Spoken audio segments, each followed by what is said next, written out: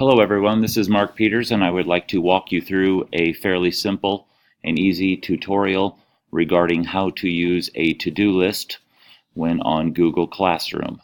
On the screen in front of you, you will see a sample test class that I have set up, and on that test class, as you scroll across the top, you'll see the name of the class as the test class, stream, students, about. Where we're most interested is way over to the left-hand side of the screen. And if you scroll over to the left-hand side of that screen and I hover over it, it will say Classroom Main Menu.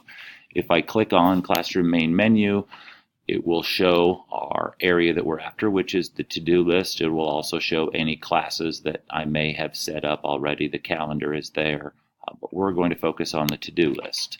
When we click on the to-do list, it will show a list of various assignments. If you look again, you can toggle to the all classes. We're in the test class for right now, but if you scroll through, you'll see all of the different assignments that have been listed along the way, along with various due dates. Since it's a sample test class, 0 done, 0 not done. But if I wanted to review, I would slide over here to the 3 dots. And if I clicked on the 3 dots, I could mark this particular class as reviewed. Assignment, I should say, not class.